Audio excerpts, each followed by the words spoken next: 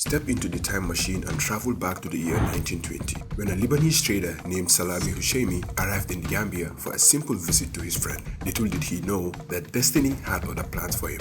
A mysterious twist of fate will lead him to settle in Gambia, where he will eventually marry his friend's sister and give birth to a son named Ferris Husseini in 1932.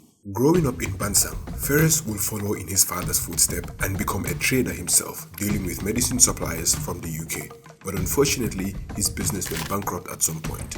However, his son, Michel Hosseini, was not deterred by his father's failures. He too became a trader specializing in medicine. Despite the hardship his father faced, in 1970, Michel decided to take a chance and open a small pharmacy in Wellington Street, and he would name it Banjul Pharmacy, named after the capital of the Gambia.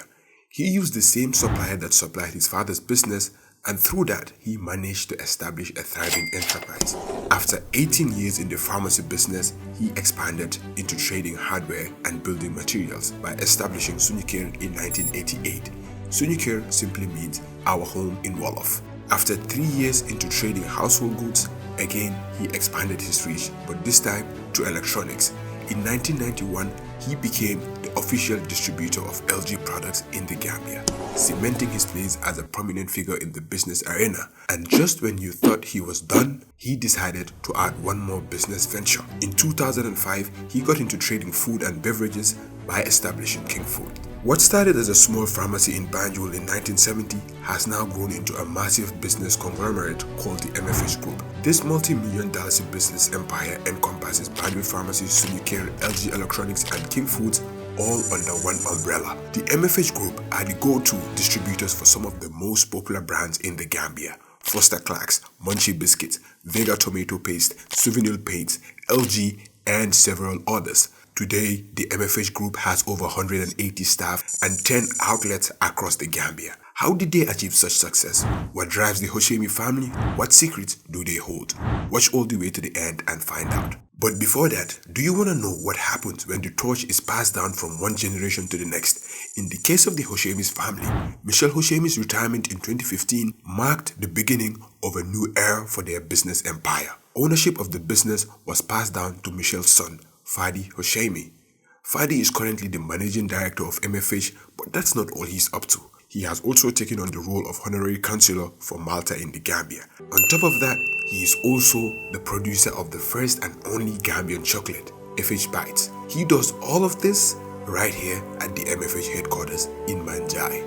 I was born here. I lived my first 11 years here. I went first to Marina, then to the American school. Eventually I moved to Lebanon. I did high school there. I also did my bachelor's in business and a master's in business at the American University of Beirut. When I finished, I came back in 2003 to work with MFH Group, which is a family-owned business. Now MFH stands for my dad's initials, which is Michel. F is for his dad, Ferris Hosseini. There was a problem in Banjul with rats. Everyone was complaining they couldn't find the right medicine to get rid of rats. So he managed to figure out from somebody else an amazing formula that works. That formula came from Bayer, Germany. You know Baygon. Baygon is made by a company called Bayer. They are the best in the world in terms of insecticides and rat poisons and stuff. So he connected with someone who taught him that formula, and that was free knowledge. So what he would do is he would fetch bottles off the street, take them home, put the formula in them, close them, and sell them. The MFH is still standing after 53 years. In Gambia, we don't see that. Like, once the owner dies, the business dies with them. Why is MFH still standing after 53 years? I think it's a combination of factors, of course, but when someone knows he's getting to a certain age where he would like to retire, he has to have a plan. Now, most businesses in Gambia die with their owners because there's no succession plan. So usually you either sell the business, or if you have maybe children that are interested in taking over the business, you hand it over to them or something like that. In our case, of course, it worked out because there was a decision made and understanding made that my dad would retire and that I would continue the business. So that understanding was there. But also for businesses to sustain themselves for decades, you need a system and you need a team. It cannot just depend on one person. Today, if I travel, everything should continue as if I'm here. Everything goes normal. And you see a lot of other businesses, when the owner travels, there's hiccups or things are not running smoothly, right? Yeah. So we have a very strong system in place. Everyone knows their positions, what they're supposed to do, and we allow people to be free to work and do what they're supposed to do. And of course, you hold them accountable. Our vision has always been to add value to people's lives. People ask me, Fady, what's the secret? How do you make money? Do something people like. Or add value to somebody else's life. I mean, take you as an example. You're a YouTuber. You have a great following. People find value in what you're doing. And eventually, your followers grow. So social media is a key example of once you do something that people enjoy or like or find benefit from, they're going to follow you. Those days, the way Gambia was, why did your grandfather decide to come here? So if you look at the history of migration, of especially the Lebanese who migrated from Lebanon, they were leaving Lebanon and their target was to go to South America, not Africa. The reason they were leaving Lebanon, and a lot of them were the Christian Lebanese, was because of the Ottoman rule in Lebanon, or in that region. There was no Lebanon then, actually. In that region, there was a lot of wars, so they did not want to fight those wars for the Turkish Ottomans. So they were leaving to go to South America because they heard there was good business to be made there. So they would take the ships, and the ships would come down the West African coast because of the proximity to Brazil and South America.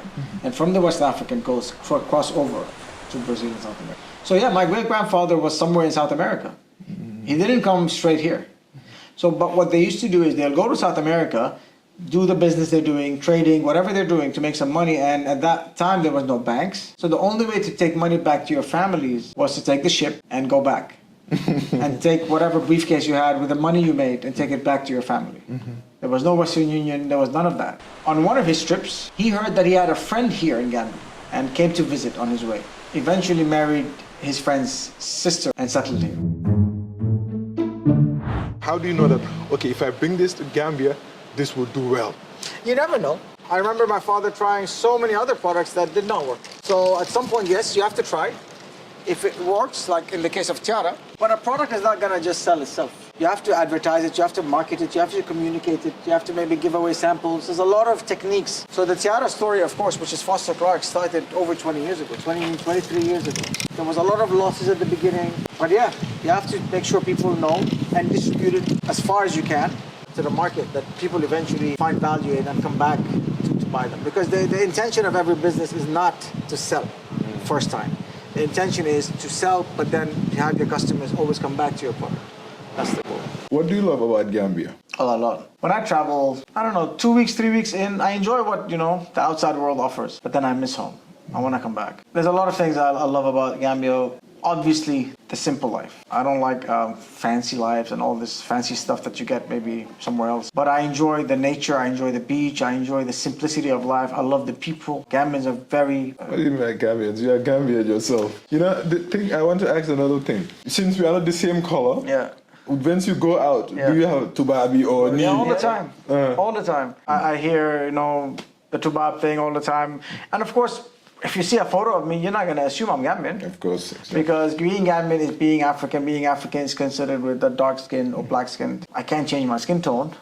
I can only tell you who I am and speak about myself, and my actions should speak about my intentions, right? Okay, so now who is even Gambian, or what is a Gambian? What makes you Gambian? So if you trace our history, right? If you trace your history, our grandfathers, or even beyond that, everyone came from somewhere. Because before the borders were drawn by the British, the French, there was no land called Gambia. It was the Gambia River. So the British wanted the river, Gambia. If you look at it, the border follows the river all the way to Fatoto. What makes you who you are? At the end of the day, today's world is very global. People go to the States, have children there, they have children there, and if you ask them, they're Americans. They came from somewhere. We all came from somewhere. So if you trace your history, your grandfather came from somewhere else. Could be Senegal, could be Mali, could be Ghana, could be somewhere maybe in the region. But then what makes you a Gambian? Is it only skin tone that makes us a citizen of a country? Is it just a passport? Is it the love we have for it? I think I will leave that to you or the audience maybe to comment on what makes a person a citizen of a country. But come in, I want to show you this conference center. So there's a story behind this. So we actually asked all our employees, tell us one word that comes to their mind when they think of MFH Group. So these words all came from our employees. And it's great to see that this is how they feel. This is how people feel while they're working here. Bilal, nakam? Nakali Gabi? See, Bilal started here, I would say, a year or two ago as a driver. But while he was driving, he proved himself in terms of discipline, honesty, hard work. But we also learned that he has a bit of accounting studies in him, accounting background. So eventually we moved him from that, and now we put him in the finance department. He's going up the ladder. And that's the story of a lot of our employees. They could start from daily laborer, carrying boxes, and eventually end up as a manager of a branch. Those stories, you can see them all around the company. I'm sure during your childhood, maybe you wanted to be something else. Not really. I don't know if it was destined. I mean, growing up in Gambia, I guess I was indirectly influenced by the existing business, because I used to see my dad go to work, the same company. Eventually, yes, I was interested in the business side of things, and I did study business. So yes, my path technically was somehow molded and channeled into the business side of things. And me being the eldest son, you know the expectation from family businesses. They say, you're the eldest son, you gotta come back, help the family business. Of course, studying in school is not enough, because nothing replaces experience. That combination of my father's experience and my education was a very good recipe for success. Keep in mind, he didn't go to school. He had to drop out of school. Once they lost everything, he had to leave school. So he left school at the age of 16. The founder of MFH dropped out of school. Yeah.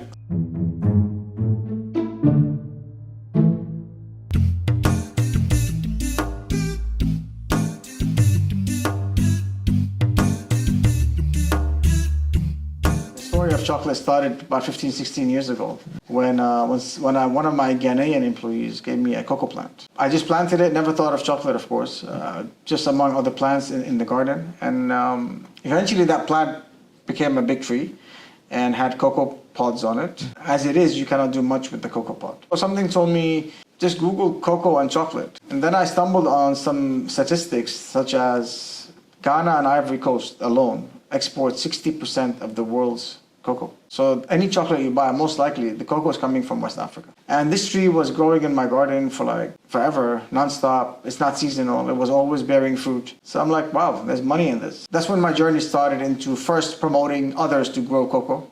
So right now I still plant the seeds and I give away and I sell as many seedlings as I can so that Gambians, farmers can grow this tree, but also into making chocolate. Because to make chocolate, you need the cocoa. If there's farmers growing cocoa and I need to make chocolate, I'm going to buy the cocoa from them. But there's not so many people. There's no one. The other people growing it here. Not yet. That's the goal. Hopefully, through this interview, more and more people could be excited. Most people are scared to invest in cocoa because they don't know if there's going to be any revenue or benefit from it eventually. So why would I plant something in my land that I don't know I'm going to get some money off? So I tell people, read the cocoa, how to grow it, the benefits of it. And then when you're ready, just let me know. And I'm willing to support, give free advice, and give the plants as well. So that one day I can buy the cocoa from them, and maybe they can even export it. Making chocolate is so much fun for me, and that's why I got into it. I was enjoying it so much. I used to wake up at 5 in the morning before I had to come to work and experiment with chocolate. And it took 2.5 years of experimenting for me to finally get a chocolate that people actually said, it's really good, can I have some more? 2.5 years. Everything I've learned for the past 5 years, I'm trying to help others or fast track what others get out of it. Instead of you spending 5 years learning from it, you can just come to me and I'll just tell you everything. And people say, but Fady, why are you sharing your secret? It's not a secret, it's on the internet. If I see something that could help this country, why can't I promote that? I still get very frustrated when I go buy vegetables or fruits and I ask, where's the cucumbers coming from? And they say somewhere else, not Gambia. Not Gambia, yeah. That hurts. If I'm growing cocoa and making chocolate here, why should we import bananas and cucumbers? Take us through the process from start to finish. Maybe I'll have my Yama do that. You want to do that? Yes. Yeah. From start to finish. So these are cocoa beans. These come from the tree, right? From here, the next step is to roast the beans, right? We put the beans in here, roast them for about 45 minutes. And then after that, it's easy to, once you let them cool down, it's easy to peel the shell off. You just take the shell off. And this is the final product. This is what you're going to use with the other ingredients. Go into the grinder. This is what we call a whetstone grinder. So this will rotate and grind all those ingredients together. And you leave it in here for about 24 hours. You come back the next day and you're going to have this beautiful chocolate liquid. The last step is to temper, and this is a semi-automatic tempering machine where we achieve a certain temperature depending on the chocolate you're making. Once you achieve that particular temperature, then you put them in molds. This is an example of chocolate we made yesterday from the tempering machine straight in here as liquid, and then we put them in the fridge. We cut the foil, we hand wrap them. We have the labels that are printed in Gambia as well and cut for our size. We wrap them with the label, stick an expiry date on them. And that's it. Basically, everything is done here in Gambia, in Manjai. Currently, we're supplying a few supermarkets in Gambia. There's no plan to export in the near future. The idea is to try to get it more known in Gambia and have more people understand healthy chocolate. This is not a cheap chocolate. This is a chocolate that is on the level of excellent chocolate globally. So when you talk about Swiss, when you talk about Belgian chocolate, if I remove the label, you wouldn't know which one is Gambian and which one is Swiss. We're doing chocolate that is excellent and it's healthy because we're not adding any preservatives, anything else. So we make it here and we sell it here. So we don't need to preserve it anywhere. It's fresh. If more people are into this like cocoa farming, then we can start the exports and things like that. Of course, because you can export two different products. So making chocolate is the value addition to cocoa. But if you grow cocoa as a farmer, let's say, you sell it to people who want to make chocolate. And cocoa is growing here so easily. So I'm really encouraging people to Google it, research it, and if you're interested, contact us on social media, FH Bites. Well, you know, it's interesting, you said 70% of the world's cocoa is from West Africa. But like the chocolates, how many percent is from West Africa? When I realized that 70% of the world's cocoa comes from here, but West Africa makes only 2% from chocolate profits. That's a very sad statistic, right? So we send all the cocoa out, but we don't add value to it here. Then we buy the chocolate from Europe or other countries. I'm trying to change that narrative. But look, we can grow cocoa in West Africa. We can make chocolate, excellent chocolate. So Mayama is doing a great job here. She is. Mayama is the second chocolatier in Gambia. I'm the first. There's nobody else. Yeah? I don't know of anybody else in there who makes chocolate here. But it's just pure passion. I wish I could spend my whole day here making chocolate. It's something I really enjoy. There's three principles I abide by. Since actually 20 years, they haven't changed. A lot of my other principles have shifted because I'm learning as I go. But these three principles have never changed. One, discipline. These are things that usually our parents teach us, right? Or we teach our kids, usually. Two, honesty and hard work. Today, if I ask you to do something for me and I'm going to pay you for it, you have to be honest and you have to do it. If you're not honest, I'm not going to give you my business again. And if you don't do it right, I'm also not going to give you my business again. So be productive. And I like to add to that in saying, be the best at what you do. Don't just be productive. Because I see a lot of people doing the bare minimum. I hear people say, but Fady, I sell Gambian products. Why don't Gambians support Gambians? I'm like, is your product good? Or is it just because it's Gambian they should buy it? No. You have to aim for excellence. Your market today is not just Gambia. It's a global world. You can sell your products anywhere in the world today. There's a lot of examples. People selling their products in Sweden, in Europe, in America from here. But they won't buy it if it's not up to par.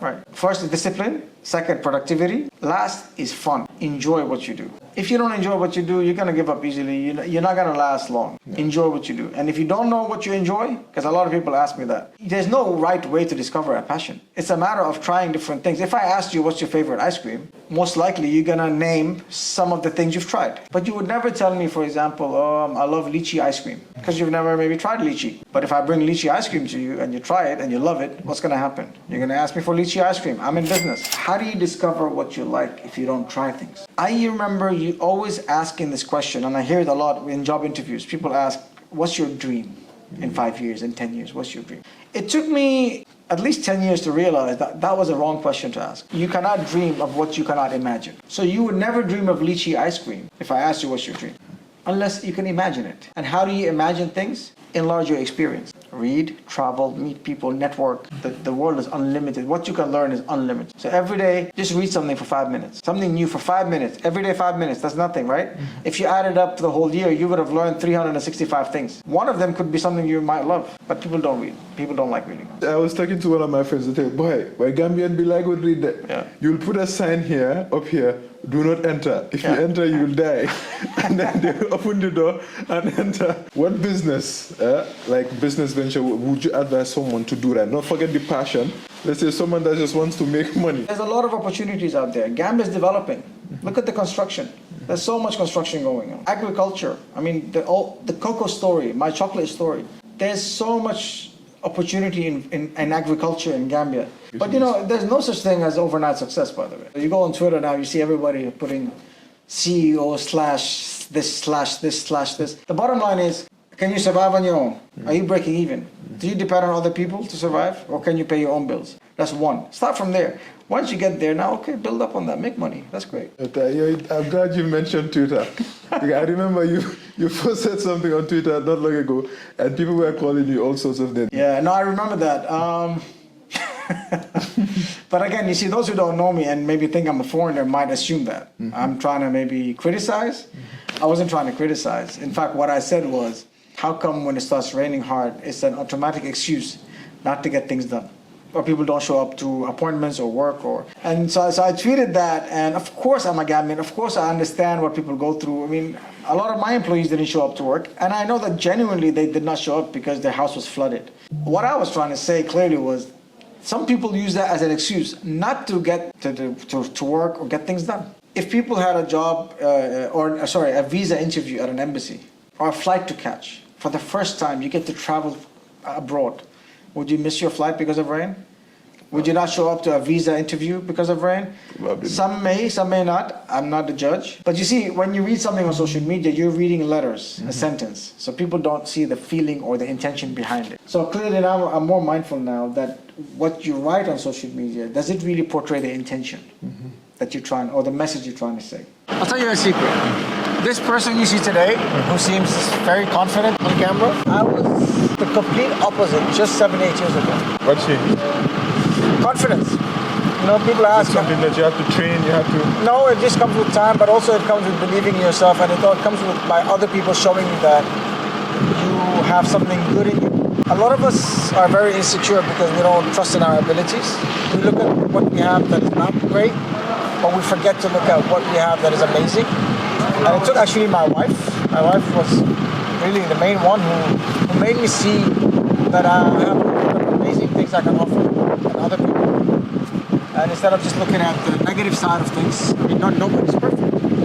I started looking at the positives in myself. And once you start loving yourself, that starts building you.